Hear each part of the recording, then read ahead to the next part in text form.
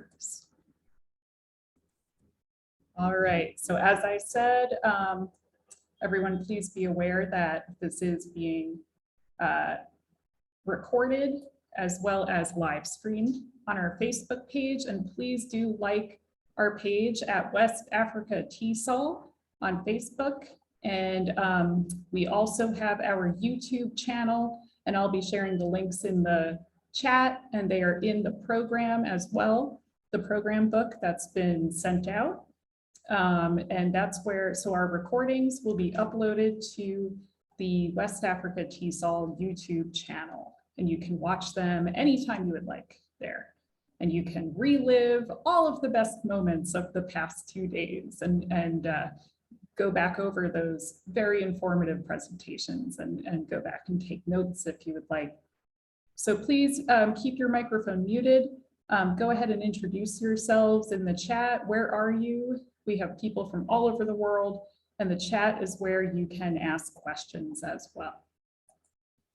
All right, so just be aware too that if you do not want your image to appear in any English language programs, US Department of State advertising or social media, you can please turn off your camera. And the US Department of State is one of our sponsors of this conference, so thank you to them for making this possible, and to English language programs, which supports the exchange program that I'm a part of as an English language fellow. So moving on to our closing keynote. I am so excited for this presentation because we have two amazing women who are going to speak about their professional experiences, and they're both very accomplished and will be sharing their tips with us today. So I am going to read a little bit about them for everyone. So we have this closing keynote is entitled Taking Advantage of Professional Development Opportunities, which you are all doing by being here today. And Anestin, she has done that as well. She is a Cameroonian teacher of English and French languages, and she's also a teacher trainer for British Council's English Connects project and a multiple award winner. So some of those awards are Transform ELT's Model Teacher in 2020, Fulbright Teaching Excellence and Achievement Scholar in 2021, Sub-Saharan Africa Lesson Plan Competition winner in 2021, Betty Azar Travel Grants for practicing ESL, EFL teachers in 2022, and IELTS Morgan Terry Memorial 2022 awardee, amongst others. A very impressive list of accomplishments there. And Anestin is involved in many different professional organizations, including Africa ELTA, IATEFL, iStar, and TESOL International Association, where she presented at this year's TESOL International Convention. And she is passionate and innovative. She is passionate about innovative teaching methodologies and teachers' professional development, and she'll talk about that today. And our other closing keynote speaker is someone who yesterday was described as the mother of this conference. She's the one who started it all last year. Leah Gabay is a French-American English as a second language instructor who has taught for 14 years, 7 years overseas in countries such as Vietnam, Spain, Germany, and France, and 7 years in the US in various teaching contexts. She was an English language fellow from 2016 to 2017. And during that time, she was at the Université Gaston Berger in Saint-Louis, Senegal. And she was an English language specialist in 2020 and 2021 for the West Africa region. And that during that specialist project, that's when she created this West Africa TESOL conference, the first one last year. She is currently working as an instructional design consultant. And I am so very happy and excited to turn it over to Anestin and Leah so that we can learn from them. Thank you so much for being here, both of you. Thank you so much for that introduction, Virginia. We, Anestin and I, are so honored to be the keynote presenters and to close this wonderful conference.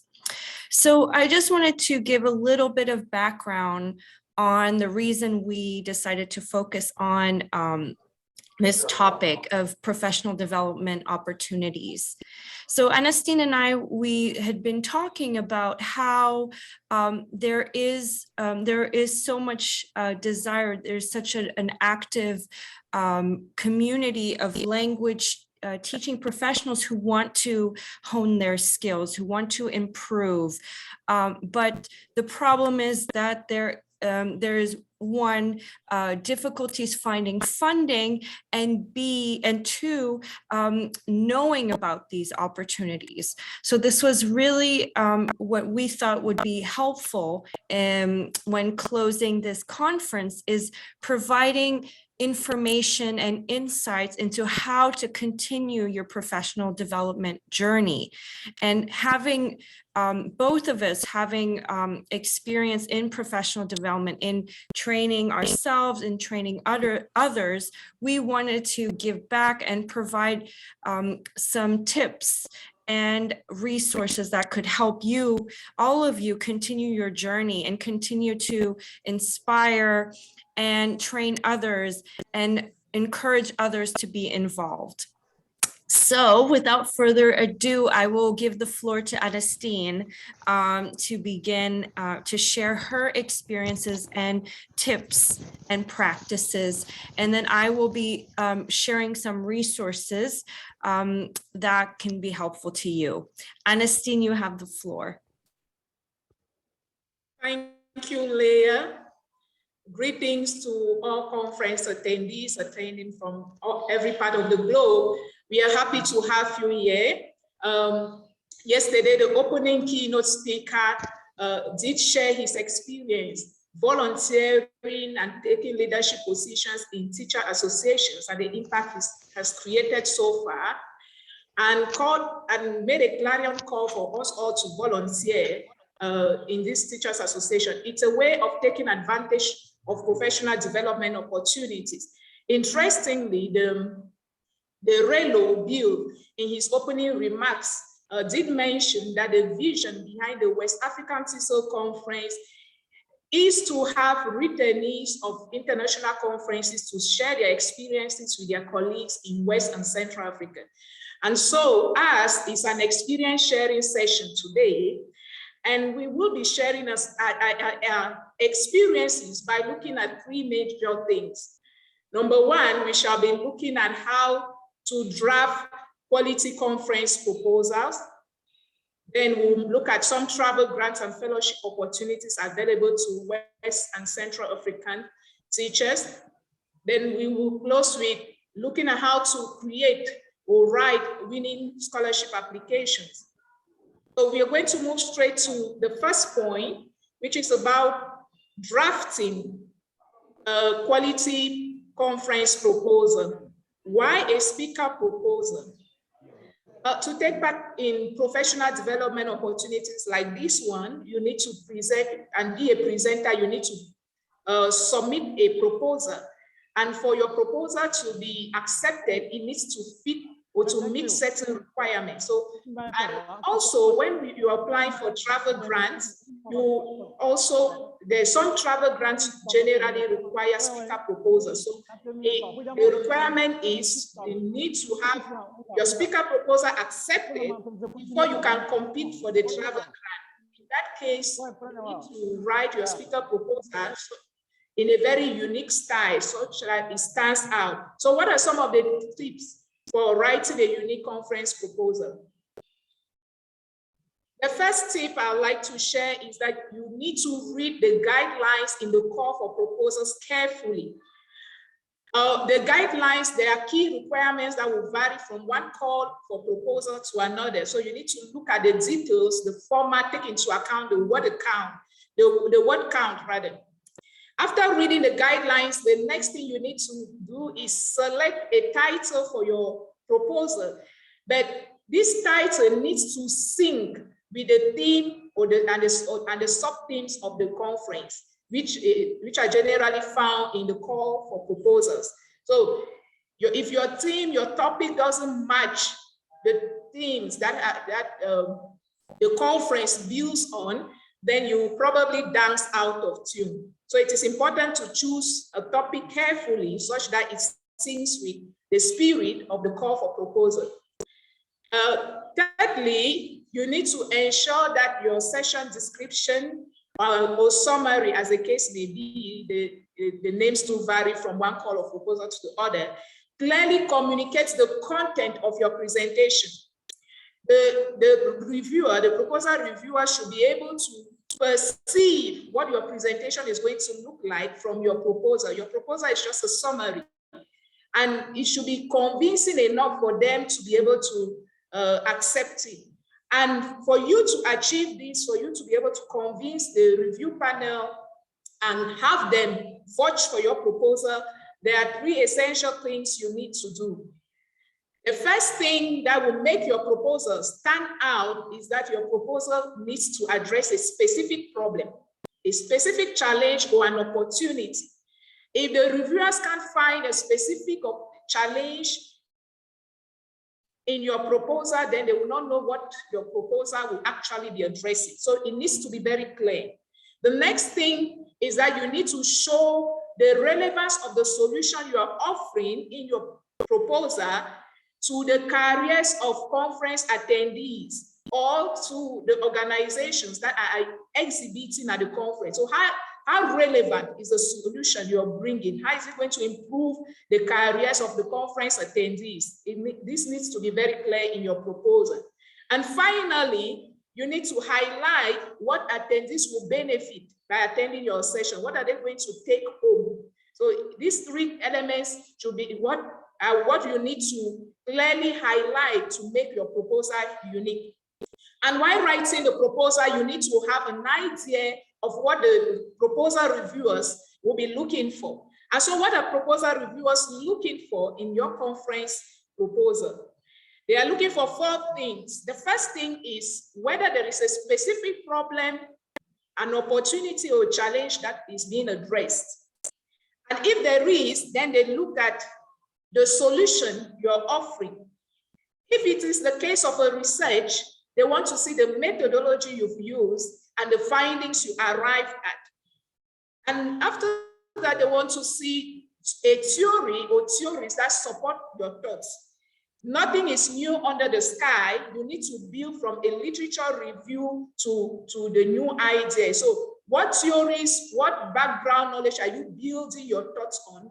It needs to be very clear. And finally, they want to see the practical things participants will be doing during your session, and those practical things are exactly what they are going to take home with them. So if it is not clear what participants will be doing during your session, then it makes it very difficult for the panel to accept your proposal. And so if you are just looking to present at a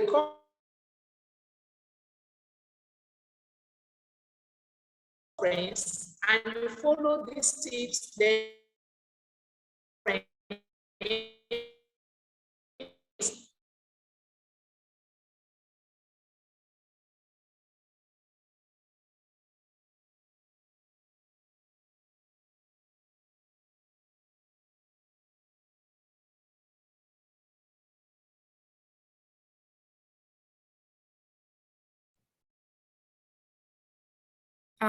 it looks like we've lost Anestin for a moment. Anestin, can you hear us?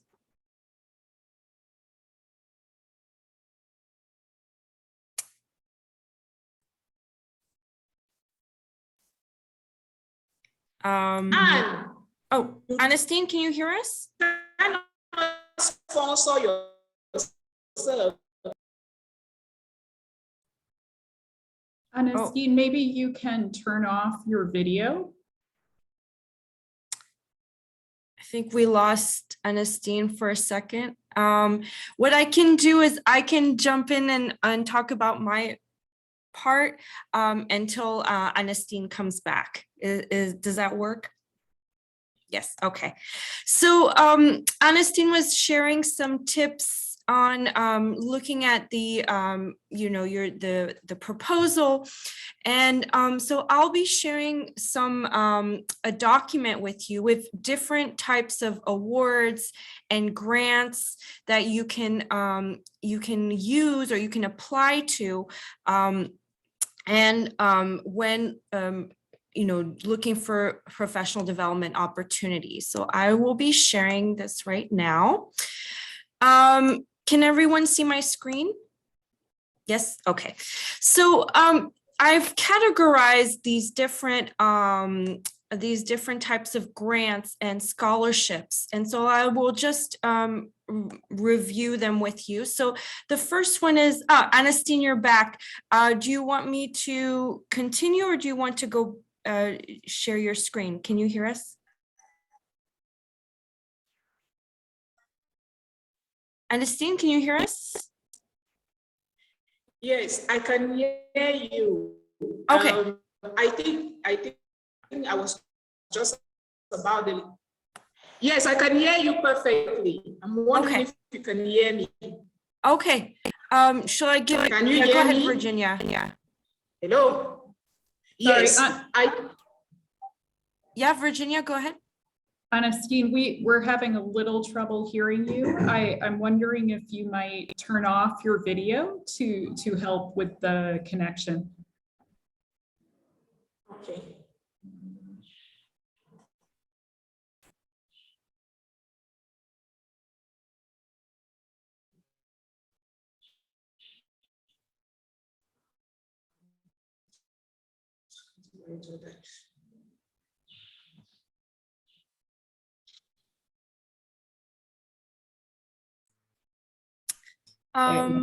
Go ahead, Anestin. Yes, I was wondering, can you hear me now? Yes. Okay, fine. I think Leah stepped in just about the time she was supposed to step in because I was about talking about the travel grants. Unfortunately, I think the connection is not very strong. Oh dear. Anestin, I'm sorry, we're not able to hear you. So I think, Leah, maybe if you can take over. Yes, I can take over. Okay, so I will share my screen. Apologies for all of these issues. So I saw some questions in the chat. I will get that to you. I will get to that in a moment. So I will just share these grants and travel grants and awards. I have to mention that they are mostly for people in West Africa and the African continent, because of the focus of this conference being in the region, the West African region. That said, they can also there are some awards that are global, and you just have to research them. So the first category is travel grants. The next one is research grants. So travel grants are for if you plan to go to professional development conferences. And so research grants are if you are focusing on a specific topic in TESOL that interests you. And so you can apply for a grant. The next category is the scholarship and fellowships. So those are if you would like to, for example, study abroad for a year, or do a master's or a PhD or training course, you can apply for that. Next is the, so there are quite a few of them, professional project and professional development grants. So those are, for example, if you have a project in mind in TESOL and you and you would like support in your community, so you can apply for those. And then finally, this is the scholarship grant database. So it's a database of all kinds of grants and scholarships that are available in the in sub-Saharan Africa and on the continent. So I will just quickly show some highlights or some and also explain how I categorize these. So for example, if you look at the TESOL scholarship, here there's the description, a short description of what it is.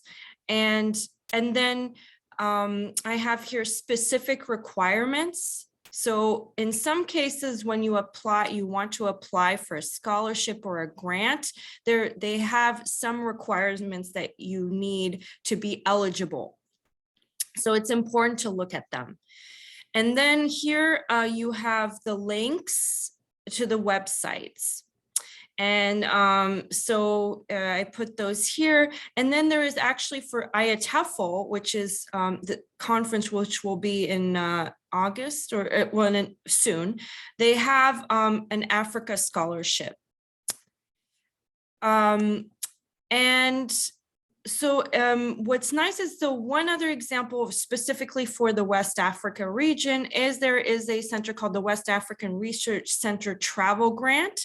So this is for people, again, for practitioners who are in the West Africa region. They offer a stipend if you are from a certain university or college that is an affiliate of this organization. So that's something you have to research if your university is part of that group.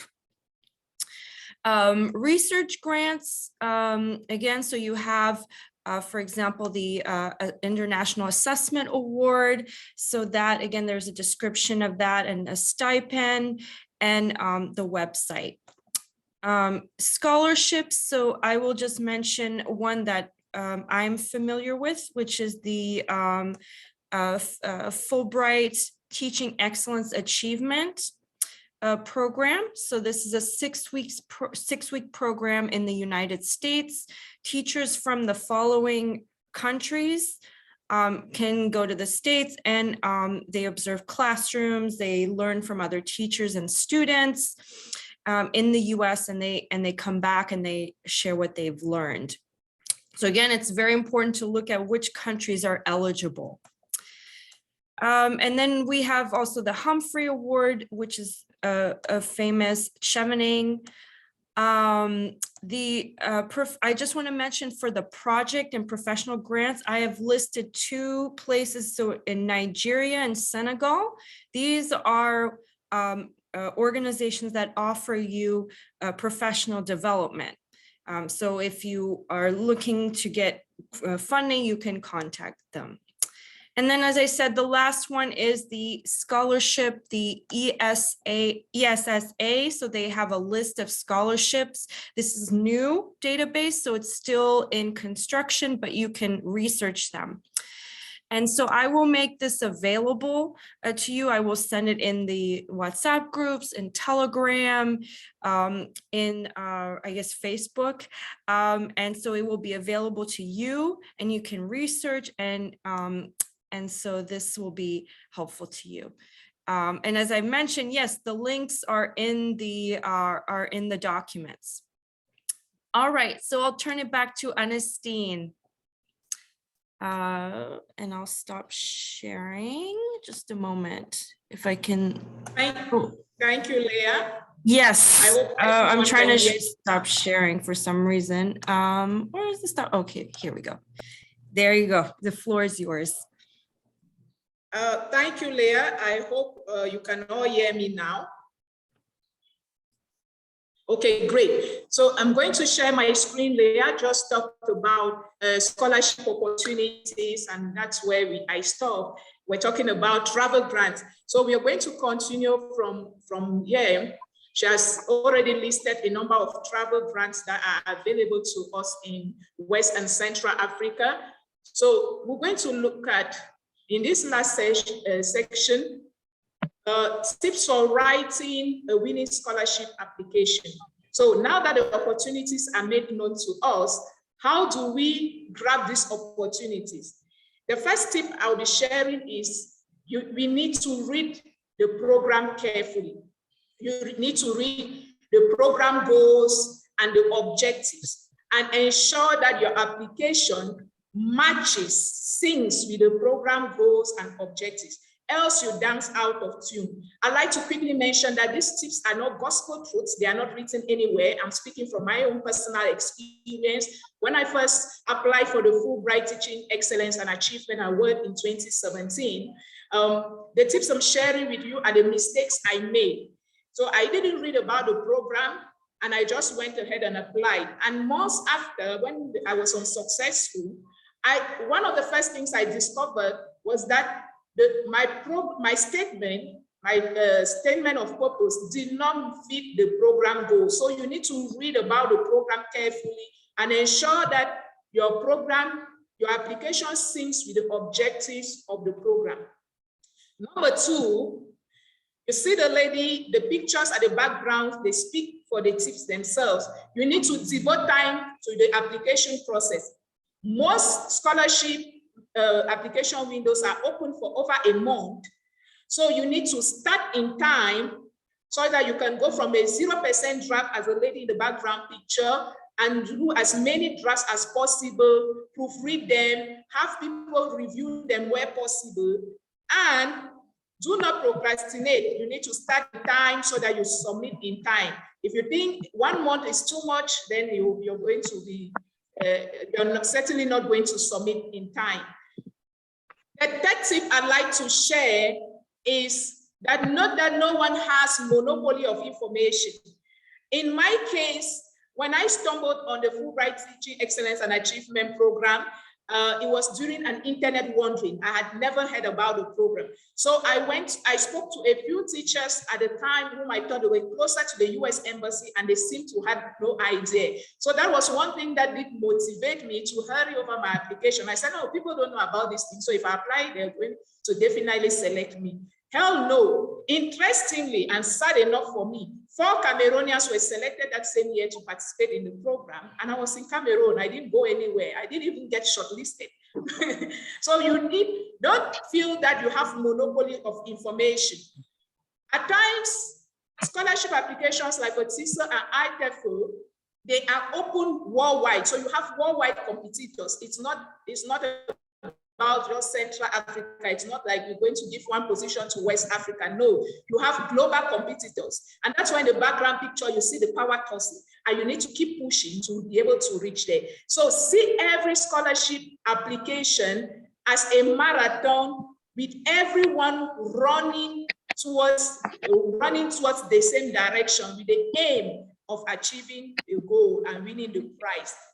This kind of mindset is going to set you ahead of others. And number 4, address every aspect of the application. Make sure you answer every question in the application. But in as much as you want to answer every question and address every aspect of the application, ensure that your application has a central theme. If you look at the background, you will see that there is a central point from where this web goes. So in as much as you are touching different aspects, there should be a current theme running throughout your application. What are we saying in essence? We are saying that if we take this example that reads, describe your teaching approach and how it has been impacted by recent developments in ELT, and provide a practical example of how it has helped in your teaching. And you describe your approach and say how it has helped you in your teaching without saying how it has been influenced by recent theories, then you've not answered every aspect of the question. Now, in answering every aspect, there should be some connection. So if the reviewers find missing links in your application, then you're obviously not going to be true. And the last tip I'm sharing from my experience is choose your referee carefully. One thing that they sent me off the race was that I just met my HOD, and in less than no time, we did scratch a reference letter that I submitted.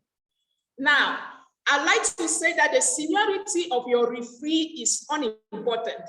What matters in a reference letter is the content and uniqueness. So you need to choose your referee carefully. Choose someone who knows you on a personal level, who knows your abilities, knows what you do in and out of classroom, and can write a unique reference letter about you. It doesn't matter whether the person is the Relo or is the US ambassador to Cameroon. It doesn't really matter. So now, for that person to write a unique reference letter for you, there are certain things you must do. One important thing is that you must provide the person with a summary of your community initiative, your volunteering activities, your leadership roles. You need to provide them also with your CV.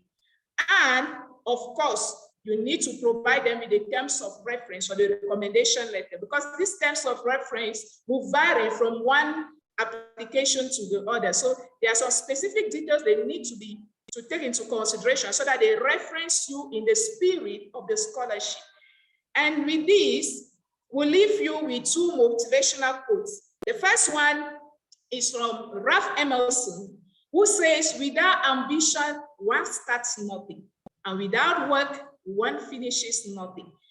And Nelson Mandela says, "It always seems impossible." And I'm going to add, to take advantage of professional development opportunities until it is done. With that, we say thank you.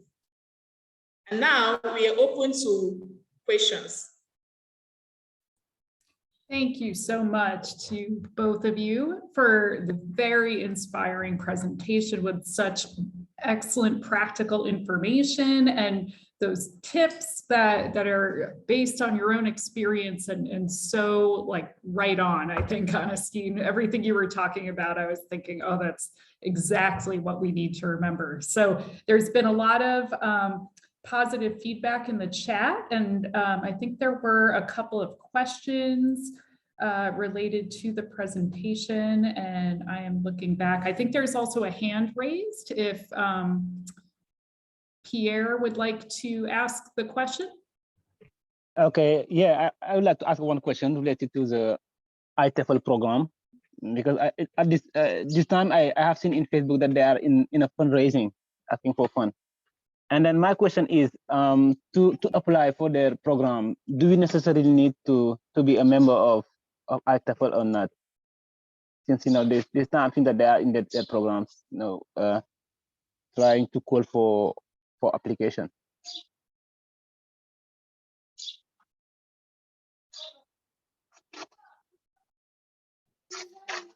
I think Anestin can answer to that. Anestin, do you have an answer for that? Yes, thank you, Leah.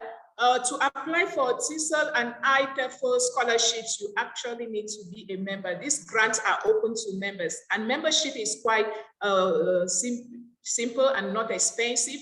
TESOL membership is $30 a year, $35 a year. You can pay $60 for 2 years, and you can do that online.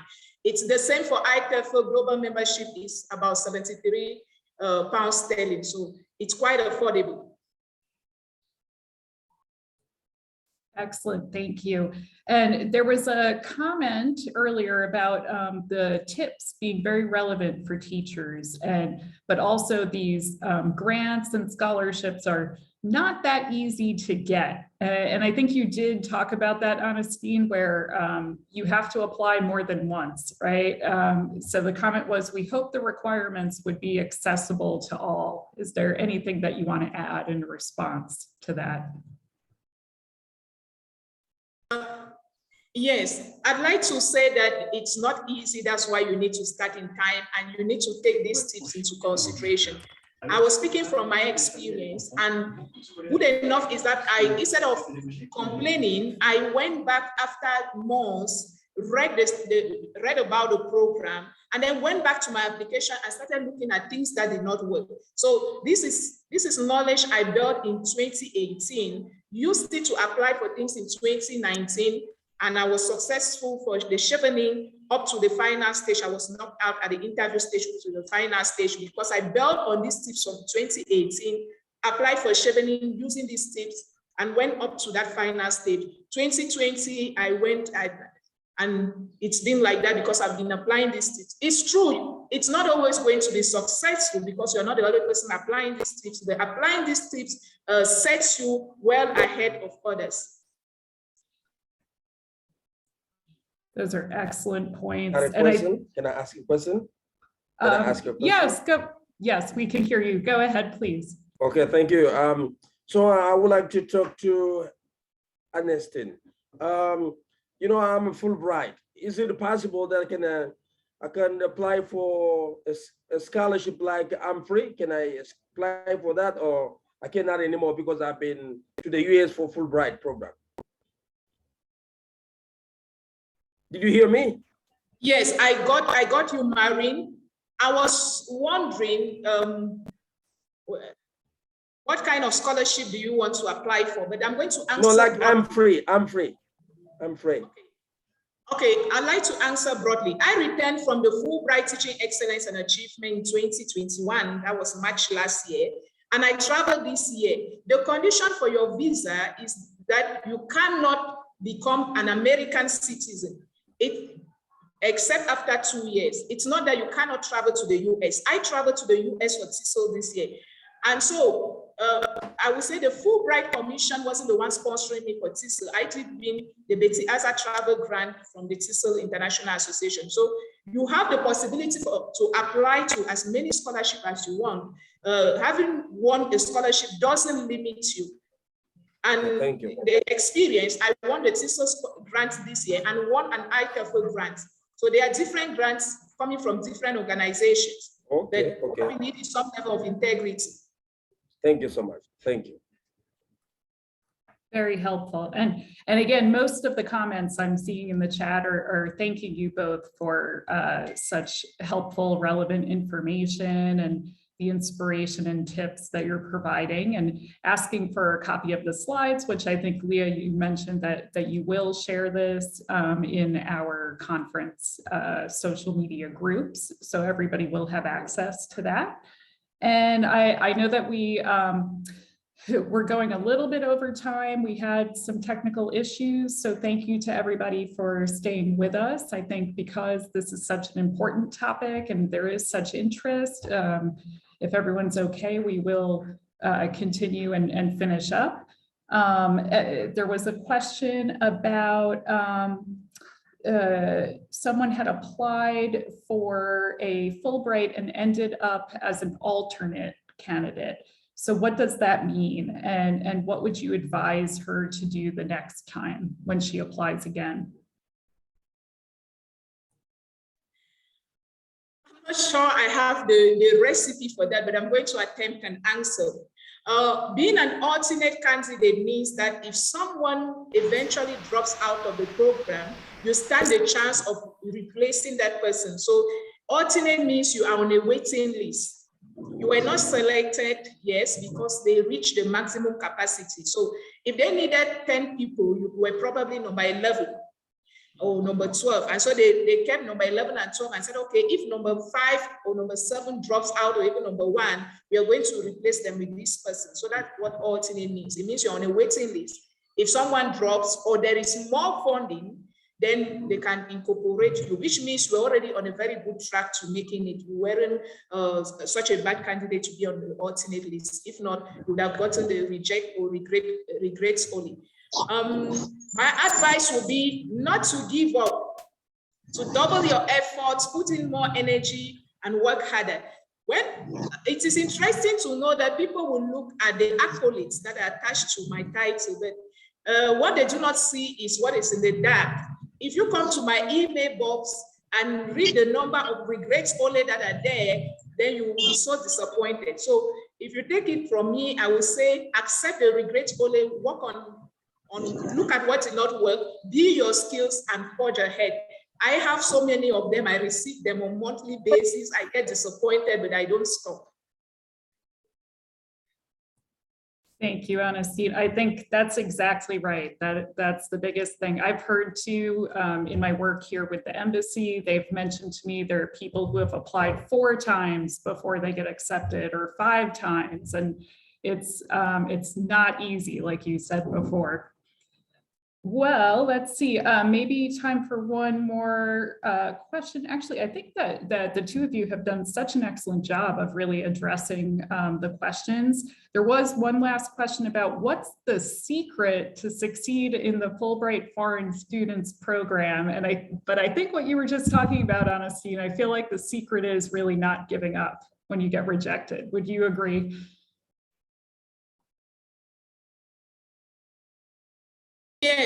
Yes, I would say that do not give up, but also look at what didn't work, and then build on build your weaknesses, add them to your strengths, and forge ahead.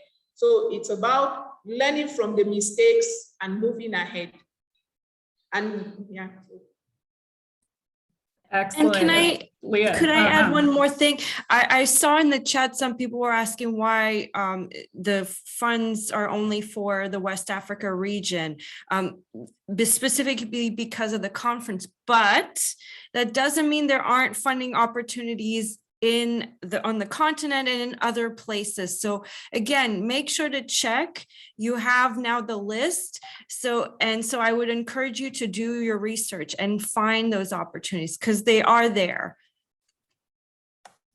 Thank you so much. I think that's a great final word to wrap up on. Thank you again, both to Anestin and Leah, for sharing these opportunities. There are so many. They are competitive, but they're out there. And like Anestin was sharing from her experience, you just have to keep applying, learn from your rejections, improve, and keep going. And thank you to Leah for sharing so many different opportunities that are out there, and there are other ones as well. So a big virtual round of applause from everybody. There's a lot of thank yous in the chat coming in from the 70 people who are here on Zoom, and then we have others watching on Facebook Live as well. So I can't think of a better way to end an amazing 2 days of professional development than by having this inspiration and this advice from 2 TESOL professionals who have done so much professional development themselves. Can I ask a last question, please? A last question. I was just about to wrap up. No, I was your about to question say, short? how often do you organize the TESOL event like this? How often? Is it every year or every 3 years or what? I love that question. This is my yes, first time. Let me answer that. So that's a great question to end with as well. So yes, Leah started the first conference last year, and then this year is our second one. And our hope is that this will continue to be an annual event. So thanks to the support of Relo Bill Little, who gave welcoming remarks yesterday. He is in the process of leaving, finishing up his post in Senegal, but the hope is that this will continue on. And thanks to the 40 different members of the conference organizing committee, we have a strong group of people who know how to do this. And my personal hope is that all of them are going to carry this on next year. And we would love to get more members to join. So I love that question, because if anyone watching here is interested in being a part of the next organizing committee, we would love to have you be involved. And if I can, your question leads into my final words that I was going to share. I know we're over time, so thank you to everybody for sticking with us just a little bit, but I really do want to make sure that we thank everyone one last time. Thank you all for attending. And wow, what representation we've had from all over the world. If you attended our cultural jamboree, we learned about traditions, cultural traditions. I don't from many see of my these country. I'm countries. sorry, I don't see my country. Why did you leave my country out? Are you on this Oh, page? I got it. I got it. I Okay, got it. good. I got it. Thank you. Good. Hopefully we didn't leave out anybody. There were some additional registrations that came in. So we had over 50 countries represented in this conference, which is amazing. And there were questions in the chat coming in about the post-conference survey. So I just want to clear up that that survey will open in a few minutes once we finish here. So you cannot fill out at this moment, but please give me 15, 30 minutes and I promise it'll be open.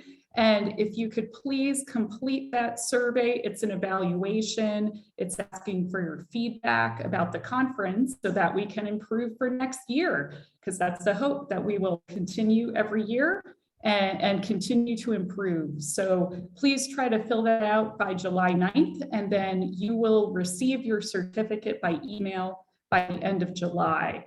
And the recordings will be available on our YouTube channel. The links have been shared, and we will continue to share those in the WhatsApp group and the Telegram group.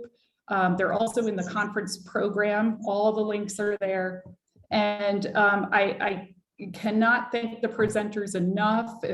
I think, again, another virtual round of applause. There's been such positive feedback from all the attendees and giving such excellent presentations that are relevant and useful, practical information plus research. It's been such a great mix and balance of everything. So I think everyone is leaving inspired and with new ideas to use in your classroom. So thank you to all of our presenters. Thank you again to the organizing committee. So much has been going on behind the scenes, and it's been an amazing collaboration between everybody. So the collaboration has just been incredible. Hopefully there's a little background noise. Hopefully everyone can still hear me. Thank you.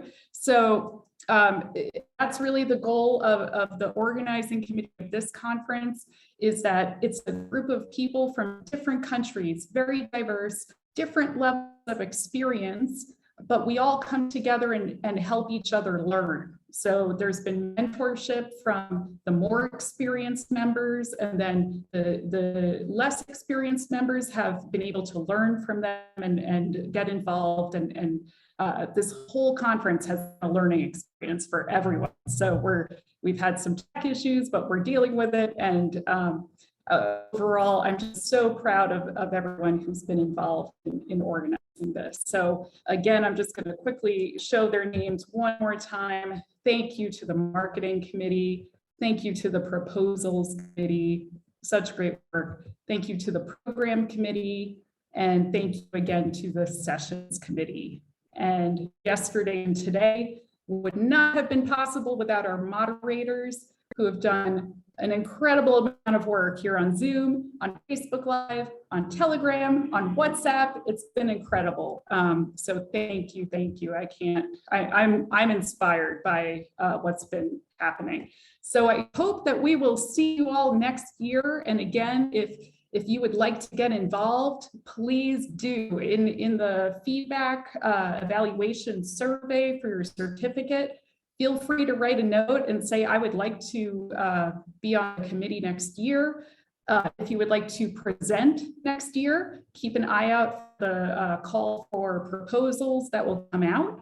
But we would love, love, love to have you all involved. So thank you again, attendees. You've been so engaged and you've interacted. It's been amazing. And one last huge thank you to our closing keynote presenters, to Leah Gabay and to Anestin for sharing their incredible amount of experience with us, their knowledge, and inspiring us with what they've done and what we can all do. So I'll end the conference saying that that's the goal, right? We can all present and collaborate together and inspire each other, and then take it to the next level too, and apply for those different opportunities and present at TESOL International like Anestin did, and present at IATEFL and all these other great things. So I'm inspired by the amount of knowledge and experience that we have right here in the West and Central Africa region. And all of you need to share that with the rest of the world. So thank you so much. Have a wonderful weekend, and take care, everybody. Thank you so much. Thank you. Thank you. Thank you. It was a pleasure sharing Thank with you. you. We appreciate Thank you for the wonderful Bye. experience. Bye. Thank you. Thank you. Thank you very much. Thank you. Thank It was very great. Thank you very much. Bye. Bye. Thank you. Bye. Thank you. Bye. Enjoy.